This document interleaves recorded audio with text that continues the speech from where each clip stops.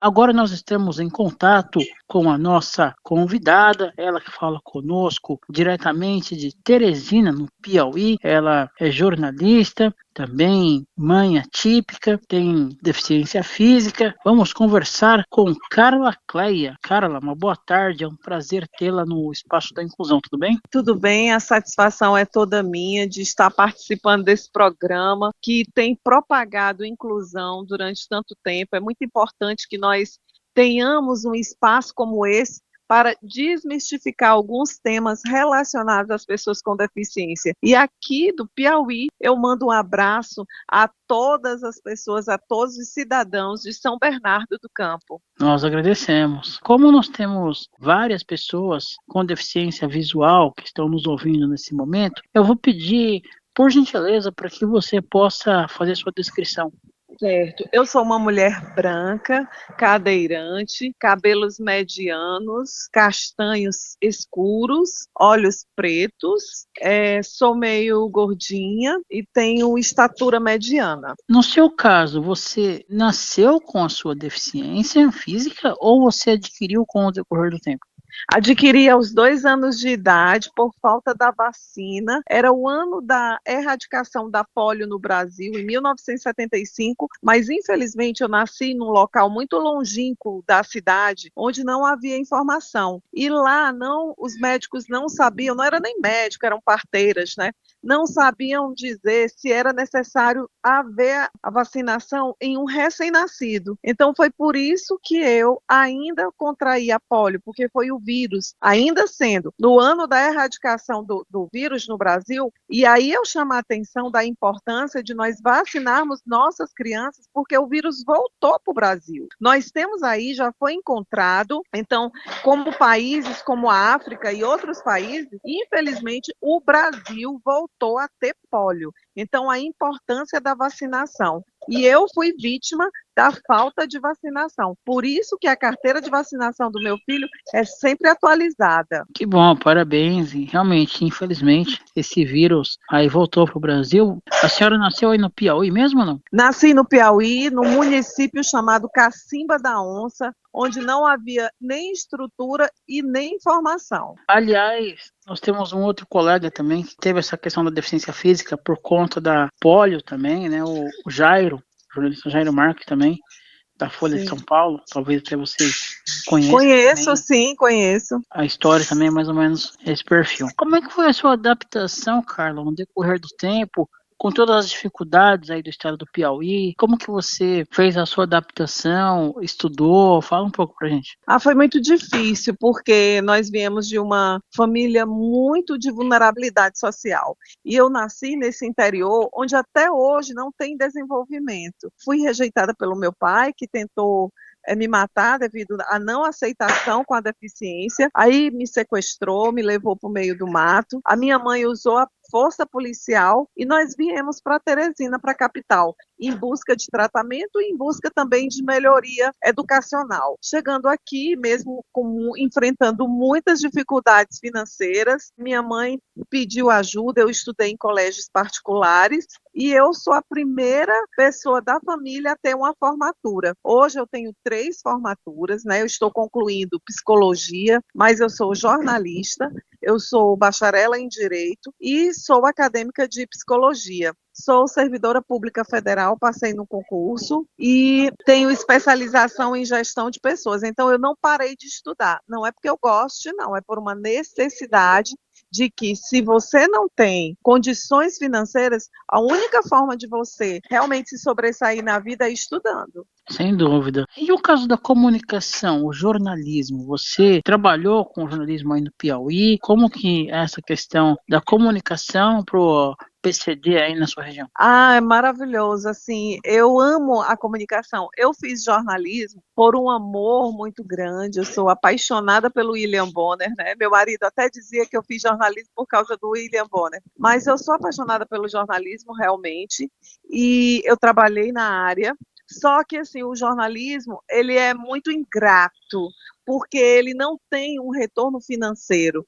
Então, eu busquei fazer um concurso público. Eu tive um quadro numa TV muito boa aqui do estado, e eu tive um programa de rádio também, que eu amo rádio. Eu sou apaixonada pelo rádio. Mas, assim, eu acabei deixando de lado por causa do retorno e do investimento. Mas é algo muito presente. Eu sou uma comunicadora nata, e hoje eu tenho as minhas redes sociais, que é o meu Instagram, onde eu falo da mulher, da sexualidade da mulher com deficiência, que é muito invisibilizada. Então, hoje eu atuo na comunicação, mas nas minhas redes sociais. E aí eu quero convidar todos os ouvintes, todos os cidadãos de São Bernardo do Campo, para me seguirem, por favor. Fala seu Instagram, então.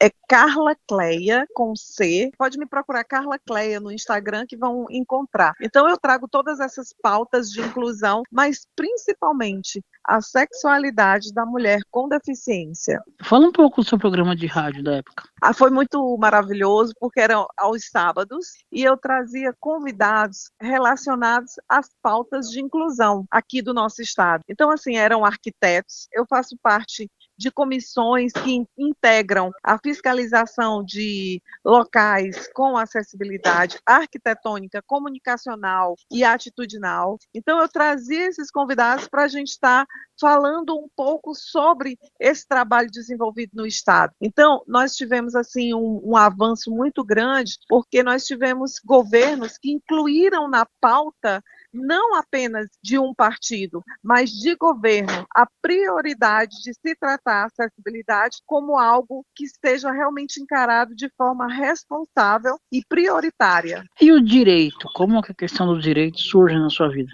O direito é porque, assim, infelizmente, inclusive esse ano nós estamos comemorando 10 anos da lei de inclusão, não é, Felipe? Mas, Sim, infelizmente, o direito para as pessoas com deficiência, que asseguram o que efetivamente nós precisamos no dia a dia, ele ainda é muito no papel. Então, eu senti uma necessidade de ter conhecimento. E, infelizmente, outro caso também, poucos profissionais do direito têm conhecimento dessa lei, desse arcabouço jurídico que o Brasil tem. O Brasil é um dos países mais avançados na questão de leis que defende a pessoa com deficiência. Mas, infelizmente, não é o país mais eficaz. Por quê? Nós precisamos... O Brasil tem mania de fazer lei para inglês ver. Ao contrário de países de primeiro mundo, que não têm tantas leis, mas têm o seu costume de respeito. Então, assim, é preciso que nós, principalmente cidadãos com deficiência, nos apropriemos desse conhecimento, tendo ou não conhecimento jurídico,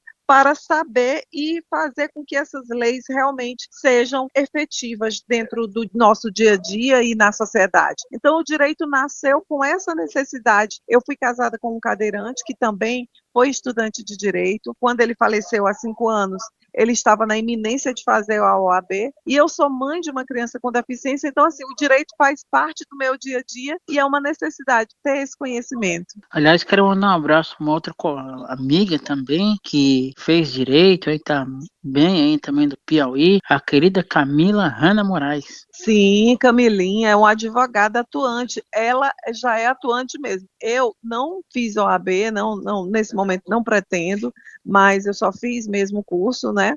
Sou bacharela, e a Camila é uma advogada cega e que atua em vários casos. Atualmente a senhora também é mãe atípica, né? Quais os principais desafios sendo uma pessoa cadeirante e mãe atípica? Os desafios é ter uma rede de apoio e a questão financeira. Eu digo mesmo, Felipe, que a questão é a questão financeira. Miguel teve um diagnóstico precoce, um tratamento precoce, tudo porque nós tínhamos condições financeiras.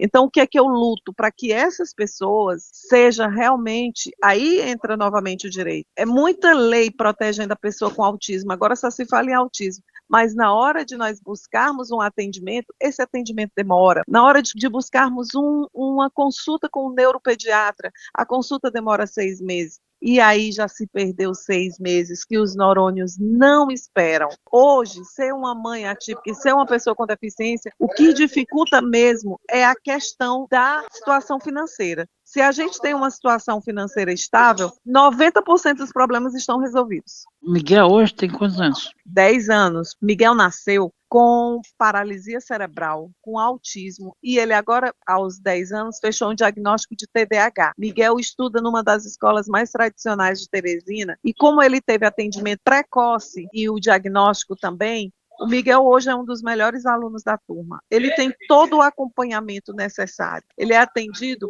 por 10 terapeutas, psicopedagogo, terapia ocupacional, por fisioterapeuta. Então, assim, os danos para uma criança que tem um atendimento correto, no momento certo, eles são mínimos.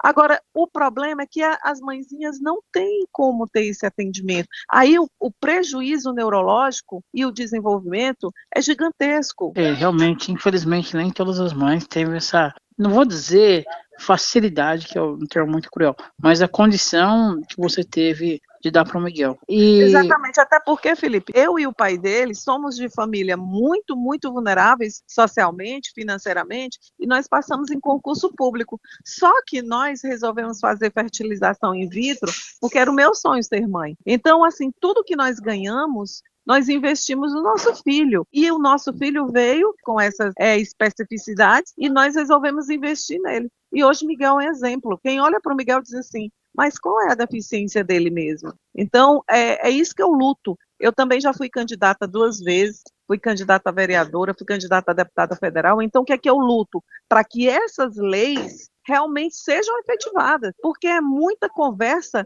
e pouca ação. Em alguma das vezes a senhora conseguiu ser eleita? Não, nem cheguei perto, porque assim, há uma dificuldade muito grande da pessoa com deficiência ter credibilidade para isso. Então é preciso ter padrinho político, é preciso ter dinheiro. Nós sabemos como é a nossa realidade, mas eu não desisto e eu amo a política. Já houve algum vereador, algum deputado? Não. Aí não? Não. Aí no estado não. Nenhum com deficiência. Aliás, no Brasil inteiro são poucos, inclusive. Exatamente, por conta disso. O que é que nós somos ainda? Trampolim político, para que os políticos usem a nossa causa e se beneficiem. Infelizmente são muito poucos. Tem a Mara Gabrilha aqui em São Paulo, o Felipe Rigoni no Espírito Santo, né? Tem a Célia, né? São Paulo, Célia por São Paulo. Isso. Tinha a Luciana no Rio, mas não conseguiu de novo. Tem a Thalita aqui em São Paulo também, Taubaté, mas é vereadora, né? Sim, eu acompanho a Thalita, acho bacana. Um trabalho interessante. E no caso do Miguel, quais são as principais dificuldades, mesmo com todo esse suporte, quais são as principais dificuldades? A dificuldade na fala, a dificuldade cognitiva, realmente, ele precisa de mais tempo, ele tem ajuda de reforço escolar, ele tem assistente terapêutico na sala de aula, e assim, o tempo do Miguel, ele é todo diferente das outras crianças, né? Ele tem a situação do autismo, que é a situação do barulho, e são situações bem específicas que, graças a Deus, a gente vem conseguindo administrar de forma muito positiva e Miguel vem tendo um desenvolvimento com todo esse suporte que ele tem. Hoje em dia se fala muito também na questão do diagnóstico da pessoa adulta, na questão do autismo. A senhora tem conhecimento de pessoas adultas com autismo aí no seu estado? Tenho, demais, demais, demais. E a dificuldade principal, Felipe, dos médicos está diagnosticando. Há uma resistência muito grande, mas a gente vê, e pior, pessoas que procuram porque sentem que são, e os médicos relutam em dar esse diagnóstico. Isso é muito sério, né? É um caso mesmo a ser debatido, mas eu tenho conhecimento e nós precisamos falar mais sobre isso. Agradeço muito você, como formador de opinião, que utiliza esse espaço para estar fazendo um esclarecimento através de temas como esse, porque ainda é necessário a gente falar desse diagnóstico tardio de pessoas que são muito estereotipadas, mas que não têm uma ajuda. E olha, Felipe, a gente ainda tem que falar do preconceito da própria pessoa em não querer se aceitar. E aí, quando ela finalmente quer se aceitar, ela procura um médico, o médico resiste em dar esse diagnóstico. São várias barreiras, infelizmente é um público que ainda tem muitos problemas, né? Hoje o pessoal fala, trata o autismo como moda, tem umas coisas assim lastimáveis. É verdade, são muitas nuances, né? São muitos temas a serem debatidos. Por isso que a gente tem que agradecer muito espaços como esse que você tem, porque a sociedade precisa. E assim, hoje o cidadão pode estar nos ouvindo, eu não tenho nenhuma deficiência, mas você tem alguém, uma pessoa que você ama, você conhece alguém que vai passando na rua, ou você mesmo amanhã pode se tornar uma pessoa com deficiência. Carla, você comentou no começo da entrevista de um tópico que você aborda nas suas redes, a questão da sexualidade da mulher com deficiência. Por você abordar essa temática, em algum momento você já sofreu algum tipo de represália, alguma coisa assim, por estar abordando essa temática? Com certeza, Felipe, muitos olhares, inclusive na escola do meu filho. Inclusive agora eu criei um personagem que é assim, cadeirante do job, né? Para que a gente possa chamar a atenção que as mulheres com deficiência têm desejos iguais a qualquer outra mulher. Eu sofri muito na época que eu busquei a maternidade, porque muitos médicos diziam assim: o que uma cadeirante quer engravidar? E ainda mais tendo um parceiro também cadeirante. Como vocês vão cuidar de uma criança? Então, assim, não tinha acessibilidade nas macas, nos hospitais, como ainda não tem. Mas eu lutei muito para eu ser mãe.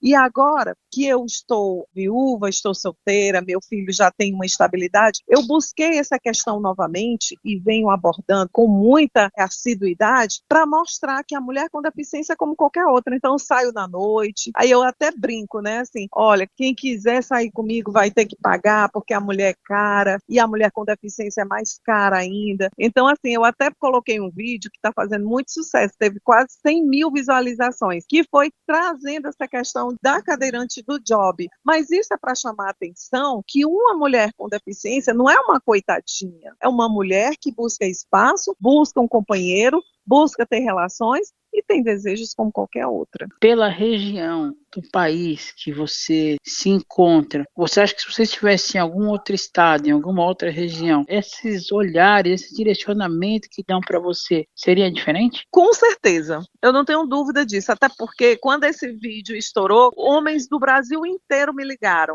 Então, assim, quais foram os homens que mais entraram em contato comigo? Foram homens de fora. Os homens de dentro da cidade foi em menor, aqui da região, foram em menor quantidade, do Nordeste foi em menor quantidade. Não sei se é porque o meu conteúdo está sendo entregue mais fora, mas teve inclusive de Portugal, do Equador, de Brasília, muito de São Paulo, Rio de Janeiro. Então, assim, homens com uma cultura mais diferente, menos machista, tiveram um olhar diferenciado, mais do que propriamente os daqui da região. Então, com certeza, essa questão cultural tem tudo a ver, né? Você comentou no começo da entrevista algo que seu pai tentou fazer com você, né? Até uma situação bastante complexa. Você, em algum momento, já pensou em escrever um livro da sua história? Já, inclusive eu estou justamente nesse projeto, já estou escrevendo, né, já contactei algumas editoras, não fechei com nenhuma ainda, mas eu já estou na parte de escrita, né? Então, porque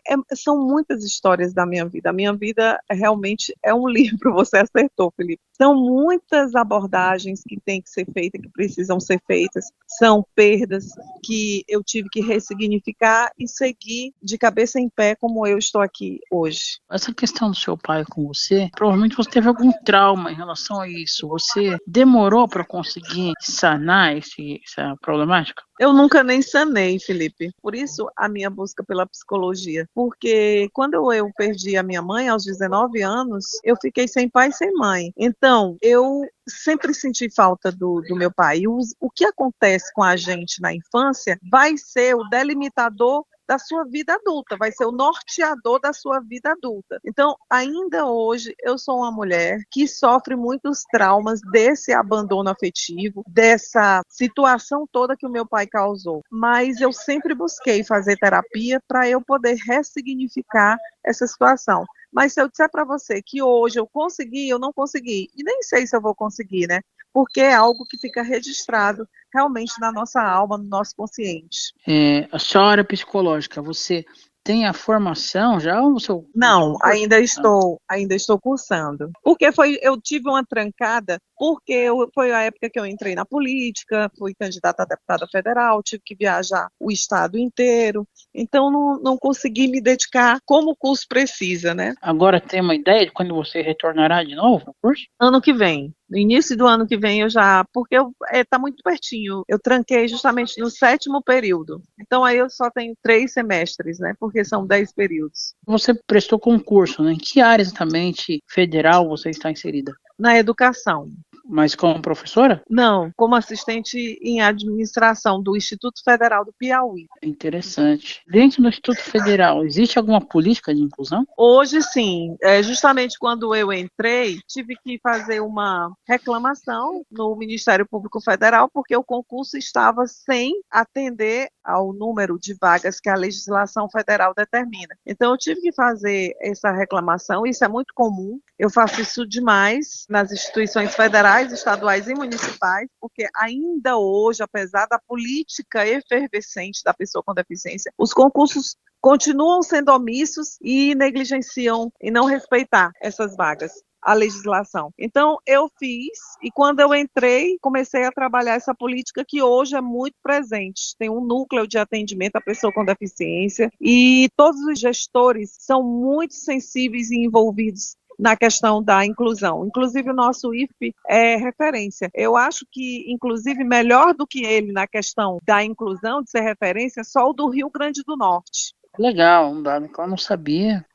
Parabéns aí para vocês. E no seu caso, você usa a cadeira normal, a cadeira manual, ou você conseguiu ter a cadeira motorizada? Eu não consigo usar a cadeira motorizada porque eu tenho um dia a dia muito dinâmico. Eu trabalho e eu dirijo. Eu trabalho, eu sou sozinha, eu sou uma mãe solo atualmente. Então, assim, eu trabalho, eu levo o filho para a escola, trago por reforço, para o médico. Então, eu tenho uma vida muito dinâmica. Não dá para usar uma cadeira de rodas, porque não vai ter quem consiga ficar tirando e botando, tirando e botando. Então, a minha cadeira realmente é manual. E o carro adaptado? Sim, meu carro é adaptado, é um carro automático e com a peça que leva para as mãos a questão do freio e da aceleração. E as ruas de Teresina, como é que está hoje? Teve algum avanço, alguma melhora para facilitar um pouco mais para os cadeirantes?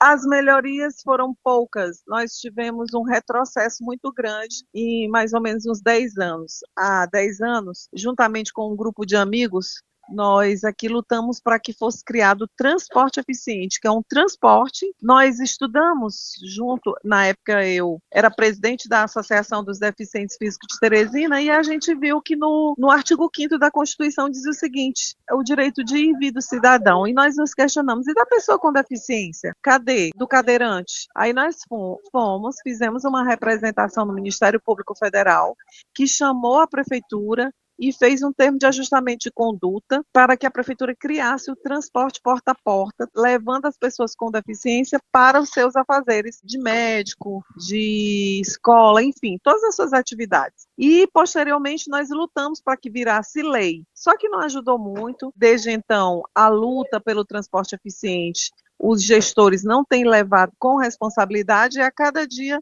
o transporte eficiente tem encontrado mais barreiras e tem se tornado cada vez mais falido. E a questão das ruas continua do mesmo jeito. Pouca evolução, pouca responsabilidade dos representantes partidários, políticos, e nós precisamos muito.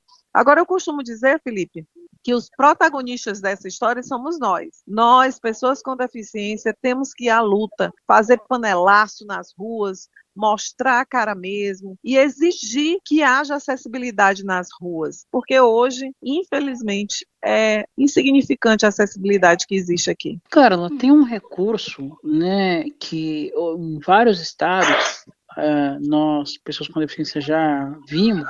Eu não sei como é que está aí no Piauí. Ele é interessante não só para o deficiente visual, mas para o autista, para várias deficiências.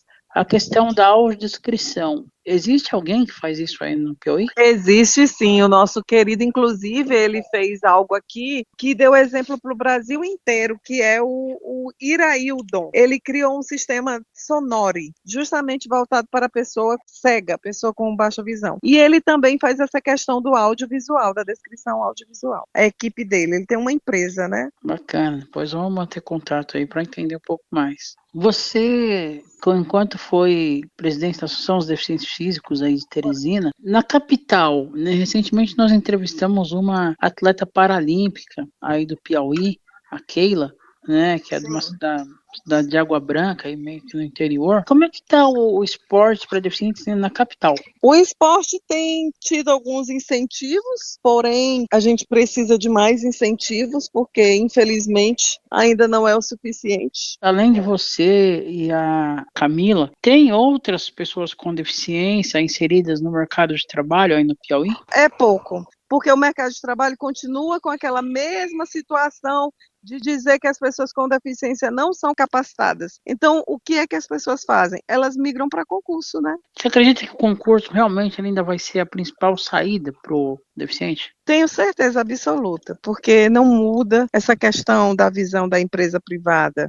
Ela é uma questão que, infelizmente, quem trabalha com isso não consegue desmistificar e a gente continua com essa situação difícil de ter a empregabilidade da pessoa com deficiência respeitada. Você teme que um dia possa ter o fim da lei de cotas? Temo, inclusive, eu fiz uma manifestação aqui, tem mais ou menos uns 2 anos, que ela estava na iminência de sofrer isso, né, Felipe? Mas, graças a Deus, conseguimos. Eu temo. Retroage muito essa situação, ela passa por muitos retrocessos. Se nós, pessoas com deficiência, não estivermos atentos, a gente pode sempre retroceder nas leis. Realmente são situações delicadas, né, para pessoa com deficiência. Até porque a pessoa com deficiência, o eleitor, ele está cada vez menos interessado em saber quais são os projetos daquele candidato.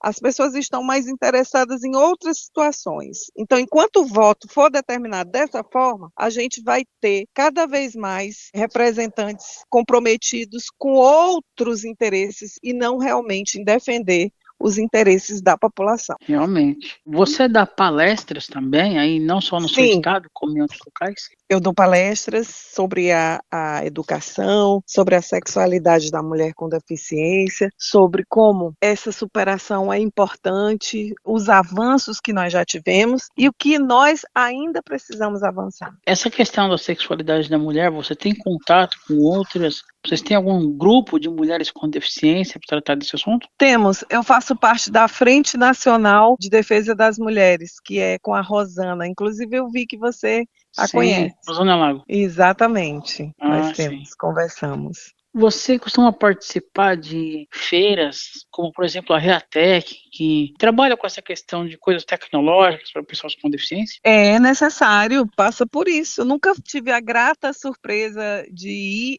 a essa feira, né, internacional inclusive, mas de suma importância, onde traz aí muitos avanços tecnológicos e imprescindíveis ao desenvolvimento das pessoas com deficiência. Eu, particularmente, nunca participei, mas tenho amigos que sim participam. Embora você esteja hoje numa outra esfera, mas você pensa ainda em voltar para o jornalismo, para a comunicação, talvez como assessor, em algum outro foco, se não Eu, diretamente no microfone? A vida é cheia de mudanças e eu adoro essas mudanças, então eu não descarto nenhuma possibilidade. Quem sabe, né? Se houver um convite. Eu amo a comunicação. Eu fiz comunicação por amor, realmente. Então, eu estou aberta a convites e tudo que Deus mandar na minha vida que seja positivo para mim, para o Miguel, para o meu filho, com certeza eu aceitarei. Aliás, essa questão da comunicação, como é que está a questão das rádios comunitárias aí no Piauí? Muitas rádios comunitárias, existe um número muito grande de rádios, né? Agora sim, é uma dificuldade essa manutenção, né, Felipe? Porque o que existe mesmo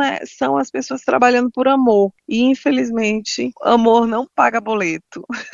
Não, é o que eu digo, Espaço da Inclusão há 12 anos no ar. É verdade. Bom, Carla, em nome da Rádio Paraty FM, canal do YouTube da Rádio Teletema, Rádio Web Doce Alegria e demais parcerias, gostaria de agradecer a sua atenção e gentileza aqui com o nosso programa. Gostaria que você fizesse as suas considerações finais e passasse seus contatos. Quero agradecer, Felipe, o seu contato prioritariamente. Quando você contactou comigo, eu fiquei muito feliz. Vou divulgar nas minhas redes sociais. É um espaço democrático onde a gente conhece muito mais a respeito de inclusão, o que está sendo desenvolvido no Brasil inteiro. Então, é muito importante. Fiquei muito feliz. Você, como formador, como um comunicador, levar essa mensagem para o Brasil inteiro, que a gente sabe que São Paulo é o que há de referência. Então, fico muito feliz em participar, em ser convidada, muito lisonjeada em estar aqui nesse espaço. Dizer a você, cidadão que está nos ouvindo agora, muito obrigada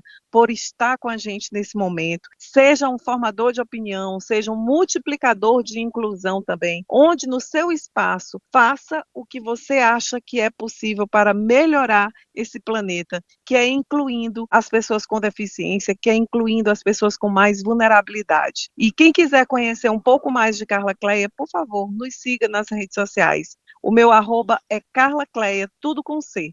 Um grande abraço no coração de vocês. Ok, conversamos com a jornalista, ativista, mãe atípica, Carla Cleia, aqui na Rádio Paraty FM, programa Espaço da Inclusão.